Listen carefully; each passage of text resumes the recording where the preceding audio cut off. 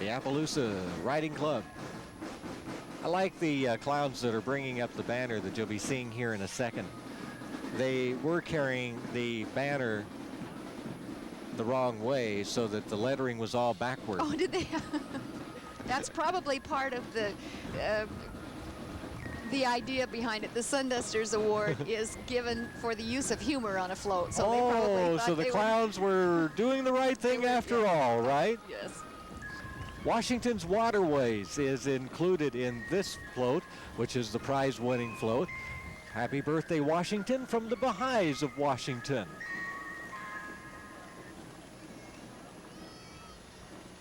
Depicts waterways, forestry, agriculture, every facet of Washington, including the waterways, And all the part of the cake. Centennial. Beautiful birthday cake in back there. More of the old cars. This is from Dwinelle Central Washington Neon. A couple of vehicles. The first one, the old vehicle, the way it was way back then, in a 1923 C Ford car, to the way it is now, with a big 1989 Chevy top kick 2.5-ton truck with a 302 cat turbo diesel engine. You said that so well, just like you announce cars all the time. You don't know how long I had to work on that line. What's a top kick? Dwinelle Central Neon will be celebrating its 50th anniversary. That's coming up next year. We have an old cargo truck here. It goes back to 1928. It's a United truck, and it was built by Chevrolet and has been restored back to its original beauty. And we have another beauty in a float. This is from Grandview. Grandview's Beautiful Bonte depicts the agriculture products grown in Grandview. Riding on the float is Grandview's Junior Miss Sylvia Segovia and Junior Miss Princess Hope Ann Hill from Grandview. Another float with that Centennial theme to it. Great theme it is too, the agriculture theme. And behind that, also from Grandview, coincidentally, we have the Grandview High School Band and Drill Team. The mascot's the Greyhound. The colors are crimson and silver. The band director is Dick Thomas.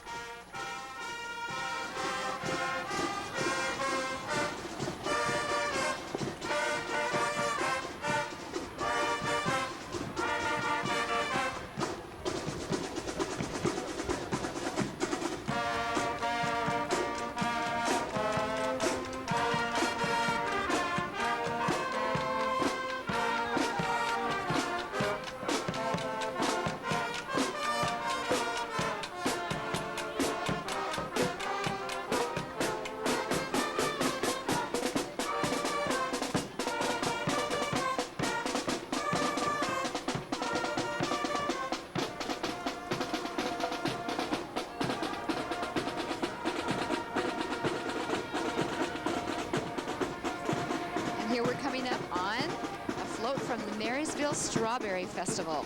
They brought their bear with them this year, didn't they? The Strawberry Festival from Marysville. Marysville is just a few miles up the road from Everett on the west side of our state. The 1989 Marysville Strawberry Festival will be the 56th Strawberry Festival, held the third weekend in June. Fresh strawberries, all right.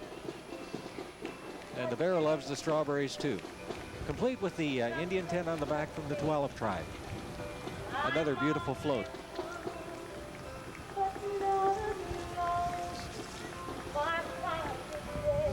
Got some old cars that we have now. The Cowiche Fire Chiefs riding in an old style Fire Chiefs car, I would imagine. We'll have more of our parade coverage live on KIMA right after these messages.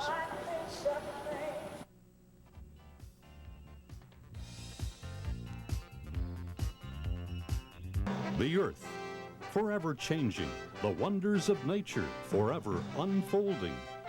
But for nearly a generation, one of the great marvels of the world has endured, the National Geographic Specials.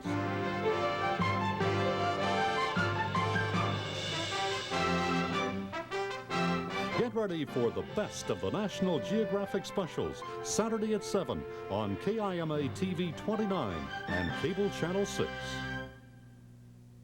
Ever have have one of those days when everything just kind of goes to heck?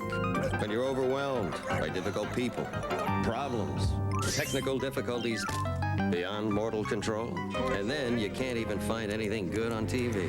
Well, the difficulty isn't in your set, it's your setting. Tune into Highway to Heaven and give yourself a break.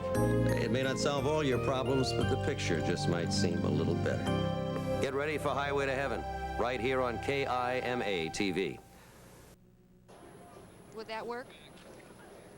We are back now live with the 1989 edition of the Sunfair Parade. I'm Stu Seibel, and joining me is Verna, and it's a great parade this year. This has been more fun. They just get better and bigger every year. Yeah, what's really neat is to really see all the Centennial themes in the floats and the different ways they're depicted. No two alike. It's the first time I think that I can remember that all of the floats have had a similar theme in our parade. Mm-hmm. And you're right, it is neat to see how they choose to interpret that theme. You know, whether it be from agriculture to maybe one showing the old 1889 days. Wow, that prize-winning float. Oh, from Seattle? Seattle. Oh, what a float. I could stand to take a closer look at that one and maybe a little bit of a longer look at it. It had so many different facets to it. It was just fantastic. There is lots more left to come on the big parade. We want you to stick around and continue with us. We have many more bands that we'll be bringing on, and lots more vehicles. Lots more of a very colorful day on a very pleasant day in downtown Yakima for the big parade. I saw the train crossing gates go down, did you? They sure are did. down. Are they going to stop the parade for a train? I guess the train has to go on schedule, doesn't it? The bars are down, but There the they bars go. are coming back up again. Maybe No, somebody they're pushed not it going back. to stop the parade for a train. Too bad. I think the train's waiting on the parade this time. Well, the Wildcat Marching Band. Here they are. Toppenish High School Wildcat Marching Band and Drill. We'll be talking to them and watching them and listening to them. But first, let's see what Gary's up to on the street. We're here with Tom Plaisance, and Tom, kind of a tough job for you. You had kind of a backup here with a train a second ago. You're in charge of radio control. That can get kind of testy at times, can't it? Yeah, well, I'm an amateur radio operator, and there's about 20 of us that are working on the parade here this morning. And what we try to do is to help the parade get coordinated and to keep it smooth. And of course, occasionally we have breakdowns like the truck just down the street here, and the train's coming through town right in the middle of the parade. So it gets a little exciting sometimes. What do you try and plan around the trains at all, and hope to keep them out of town? Well, this is kind of unusual. Usually they don't. I've never experienced the trains coming through the parade, but I guess that's the way it goes. I don't know. You just. Usually it happens also that the bands come along when I'm trying to talk on the radio, and so I can't hear. So it gets pretty exciting sometimes.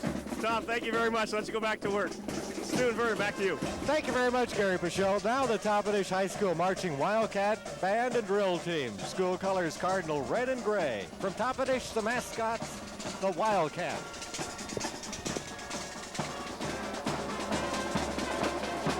This is the first year the drill team has been with the band. It's the first year for the drill team, period. So they're looking really great for the first time out. They really are, with their very sharp-looking uniforms.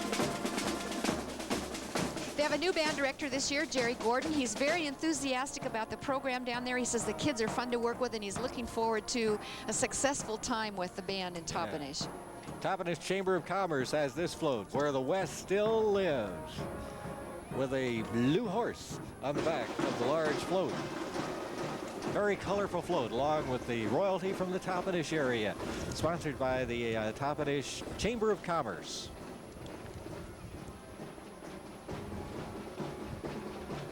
Now we've got a whole bunch of floats here sort of ganged into together, one right after the other.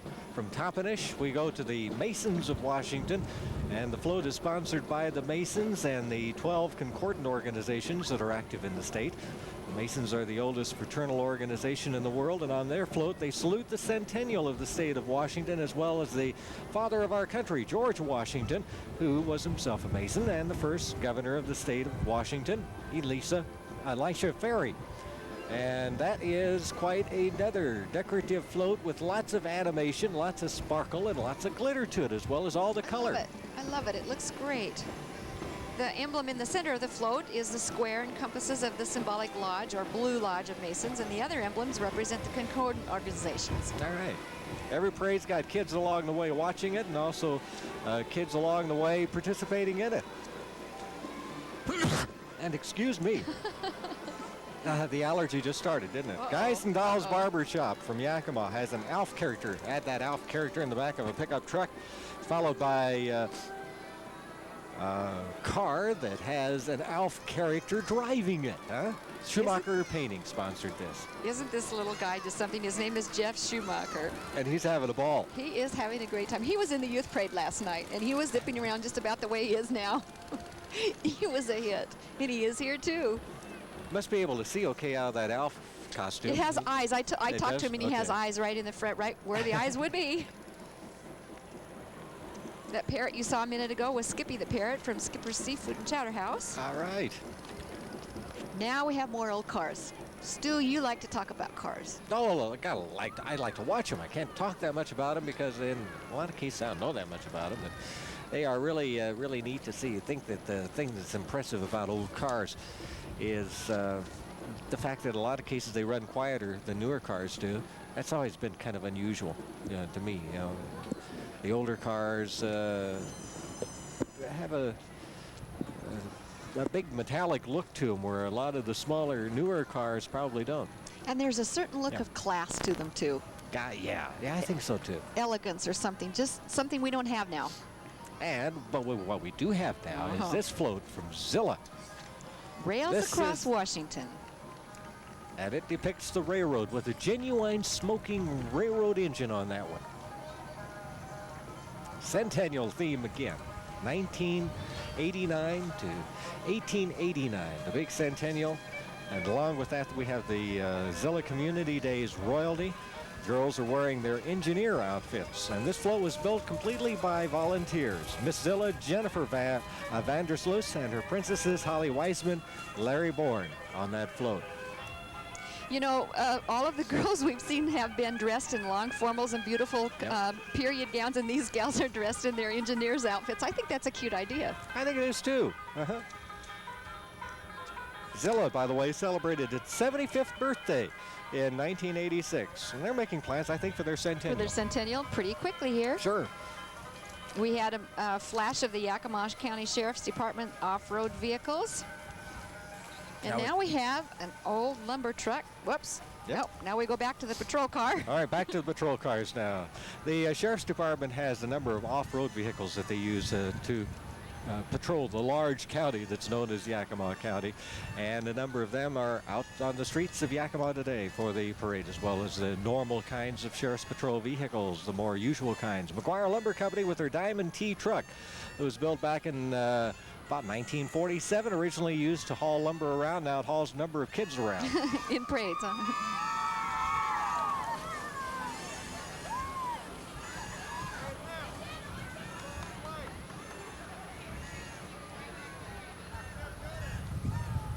More vendors. Balloons. Yeah. And the parade continues, and we continue to bring it to you live here on KIMA TV 29. We want to thank the people who were so gracious and helped us out with our parade location, the First Interstate Bank, located at the intersection of Yakima and First. They've been most cooperative for about 3 years now, helping us choose and locate our equipment in their parking lot for their drive-in branch. Dave Siegley and the entire crew, we thank you very much. And we want to thank our prime sponsors, Bi-Mart and Pepsi Cola, for the underwriting of the show. And if you enjoy the telecast, let the sponsors know about it. Pepsi Cola especially, we want to thank them, along with Dick Gilbert. They provided the boom truck that we've used for a number of years now that help us get those unusual shots over the streets of Yakima of the parade. We have the Krista McCullough Academy from Yakima. It's a school, grades 9 through 12. It was formed in 1987, named in memory of Krista McCullough, who was selected to be the first teacher in space and who died so tragically in that Shuttle Challenger disaster in 1986. It's a privately funded, state-approved, non-denominational Christian school here in Yakima. Their entry in the parade. Looking down the way, these, you talk about distinctive band uniforms. Don't think they get to be any more distinctive than these, right, Verna? I agree with you, Stu. The plaid colors of the Highland High School Band, 31 members in the band, and the uniforms, the Royal Stewart tartan plaid. It's really neat. Look forward to seeing those uniforms and the band every year.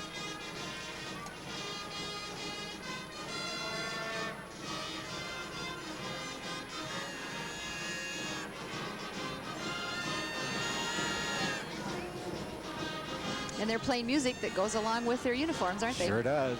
It sure does. Dave Walters is the band director. And the drill team's directed by Mrs. Betty King. It's made up of 31 girls. And all their uniforms, the traditional Stewart plaid.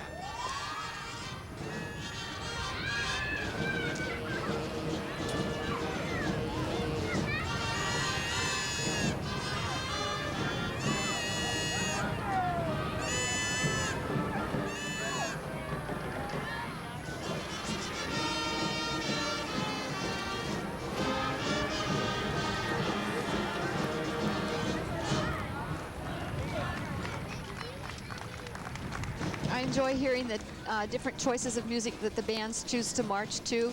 Oh, yeah. And certainly this is the most distinctive.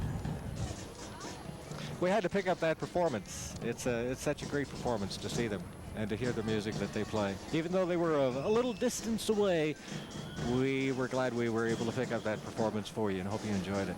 I wish someday they would find someone who could play a bagpipe to go along with them. That would be a most distinctive band then, wouldn't it? Wouldn't it? They had a sound a minute ago that sounded like it. Yeah, I heard that. Imitated it. Uh-huh. And I was looking, but no bagpipes.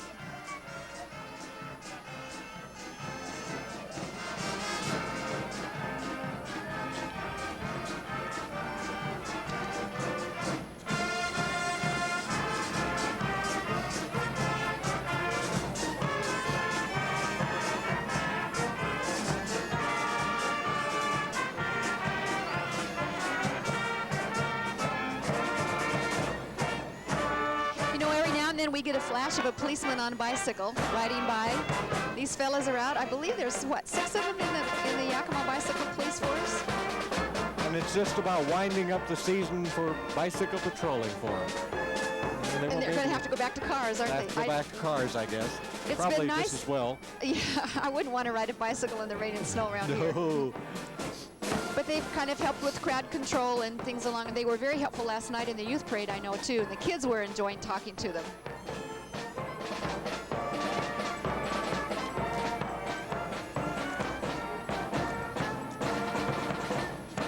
Highland High School from the Tyne-and-Cowiche area. And a most distinctive band in our parade. From them to a Medic 1 ambulance. We promised you all sorts of vehicles, didn't we? We sure did. All right.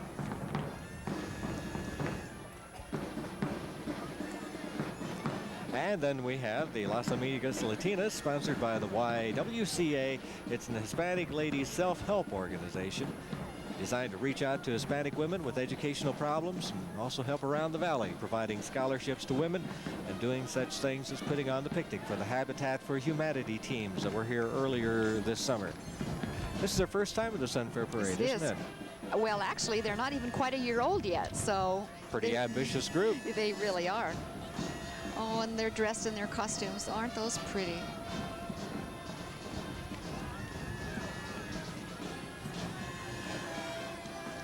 Here a band, and this is from Hood River. They've been around here quite often, every year. About every year, I think, yes, From Hood River, Oregon. School colors are blue, white, and gold. And they are the Hood River Eagles Marching Band.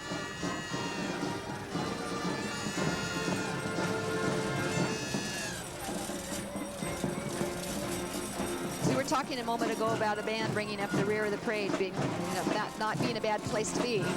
This is not a bad band. It's our last one in the parade. And they picked a good one to bring up the end of the parade. Coming up here just a moment. I hate to see a parade come to an end. Don't you, Stu? Yeah, I do too, but then again, you can look forward to the next one. That's right. That's right. And work begins next week on next year's.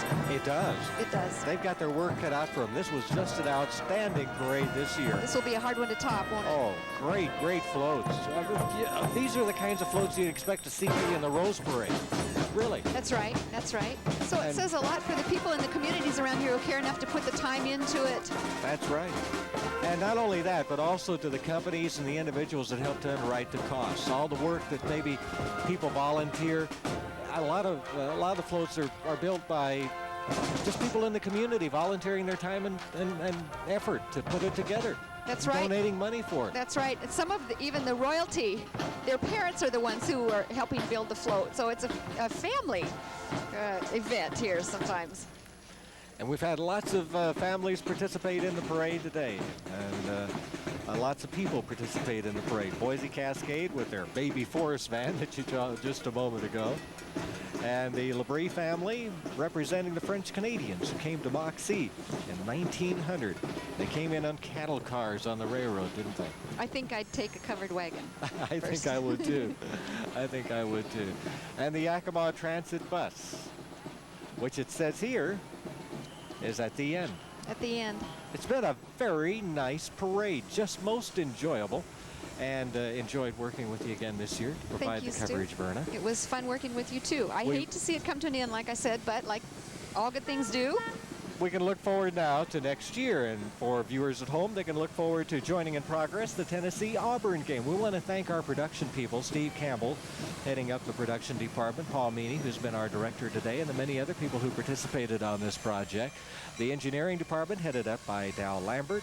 Takes a lot of people to put one of these shows on, and we thank them for their help and cooperation. A lot of work goes into putting the parade coverage live on television, as well as it does to putting the parade together to go down the street. Verna, thank you very much. And again, our thanks to First Interstate Bank for providing the drive-up facilities that we could use as our location, and to Pepsi Cola, Dick Gilbert, for helping out with the boom truck, and to our sponsors, Spy Mart and Pepsi Cola. And to you, our viewers, we thank you so much for joining us. Have a good day.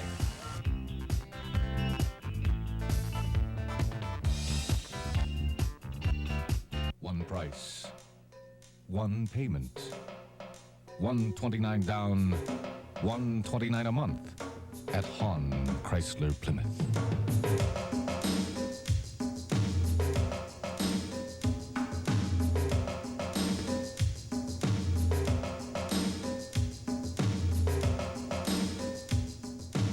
One price, one payment. Today at Hahn Chrysler Plymouth. News for the 90s, KIMA Newsbeat with TJ Close.